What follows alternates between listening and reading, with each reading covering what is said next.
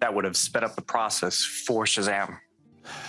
Well, I wouldn't have tried to build a search engine from the ground up. We just outsource it to Amazon now.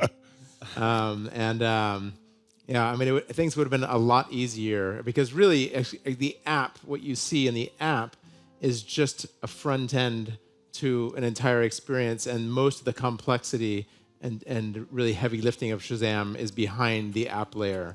So what we built behind, well, it wasn't even an app at the beginning. It was actually a voice phone call and a text message, but it was obviously what's called a Beowulf cluster PC, similar to what Google built, stacks of PCs in which and within the RAMs we stored the fingerprints of all the music. We built this huge database of all the music, constantly adding all the latest releases every week, and then just the end-to-end experience. So all that stuff would have been literally 100 times easier if we had started the company a few years ago instead of in 2000, and we would have been able to then put our resources into different things. So what those different things are, I would say, comes back to that piece of advice I gave earlier to all entrepreneurs, which is go find that low-hanging fruit revenue. What can you build that will start bringing in revenue right away, will start paying the bills? A lot of people don't realize that in the early days of Google, the revenue was a big check from Yahoo each year because they were running search for Yahoo. And that paid the bills while they built that business to what we now know as Google. So that type of thinking, I think, is the stuff I would have put more resources into. Thank you, Brian. One more question, ladies and gentlemen. One more. Miles Grant. Where are you in the world, Miles? I am in Birmingham in the UK, brother. Give it up for the UK, ladies and gentlemen. My question is, what is going on in your mind when you are thinking of this incredible, my jaw dropped. When you told me this new startup, the swimming pools, my jaw dropped to the floor. I was like, what is going on in your mind? What's the step behind that allows you to come up with this thinking to get to that stage where you come up with that idea? Because it's just phenomenal. My jaw dropped. You mean because nobody else had done it? There was no way to distribute it? Yeah. It's like, yeah, exactly. So, by the way, my father did his university degree and PhD in Birmingham University. So you're in his. Wow. He's British. Amazing. So I find that the ideation process it's more of an art than a science. But I do think that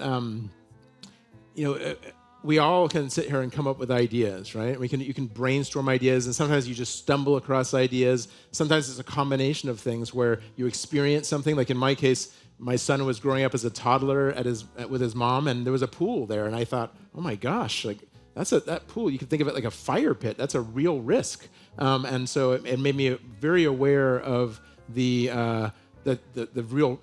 Something that needs to be solved, because I realize as a parent, it's hard. You can build fences and try to keep an eye on them all the time, but you don't know if you can have a foolproof solution.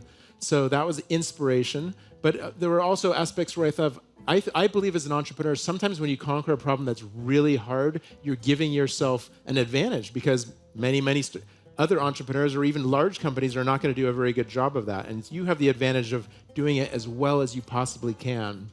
And I kind of thought, part of solving this problem is that you're working with the infrastructure of an existing pool. There's a pool in the ground with concrete all around it and pool equipment off to the side. How are you going to work within that environment and introduce this new thing that needs consistent power and so on, and how are you going to implement it and create a user experience that doesn't involve jackhammering concrete all around the pool and spending $100,000 to install something. So I liked those challenges, the hardware aspects of this idea.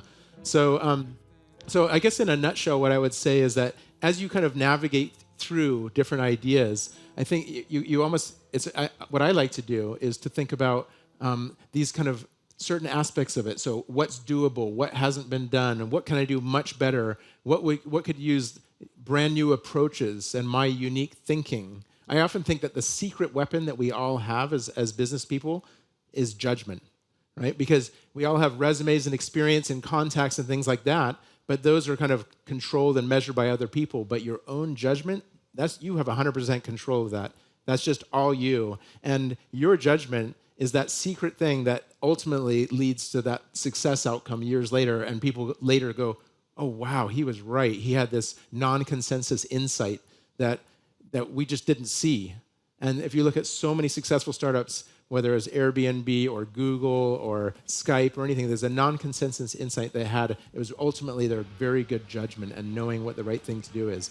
So as you go through that ideation process, it's applying your judgment to think about what are the good ideas, what are the ones that really have legs, and almost like playing out in your mind, whether this is going to be, that has the potential to be a successful business. And that applied for this drowning thing. I felt like this is something that needs to exist. It needs to be affordable. It needs to be something that people can put in existing pools and people can feel safe. And we need to be able to save lives, even if a parent is just, their attention is distracted and they're running to get lemonade for a few minutes. We need to be able to save lives in those situations. What's your timeline on this? I'm curious. Sorry? What's your timeline on this product? Do you have any sense? This is going to be a multi-year project. Yeah, it would have to be. Oh yeah, it's going to. I mean, hardware alone, they say, is hard, and it takes a long time. Yeah. I'm not at the stage of actual hardware development, but yeah, it's going to be a long-term project to do it well.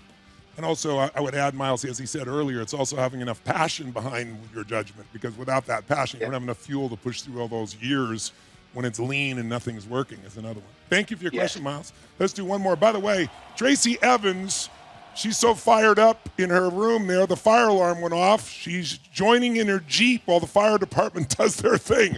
Nice job, Tracy Evans. She's not missing a word you're going to say. Let's go with one more. Room 11, Team 11 here with Barbara. Give it up for Barbara.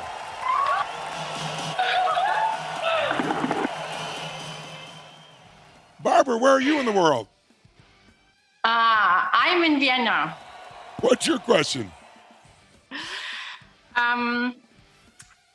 Chris, you showed the picture with all these CDs, and I thought that's such a huge task. So how did you start to go for it? Did you buy the CDs? Or what did you do? I think you always be in front of such a huge task and you don't get started. So the 1.5 million or 1.7 million songs, in other words, did you go buy all these CDs she's saying? Yeah. Or how'd you do it? Yeah, so this is actually, so I like to talk about this concept I call creative persistence. Right? Yes. And so it's because all entrepreneurs, we all have to be persistent. Right. But I think what's really important is this kind of this bringing them together, creative persistence, where you're being persistent, but you're also really thinking outside the box and thinking of unique ways to solve a problem. I saw this go on a lot at Google and Dropbox when they solved so many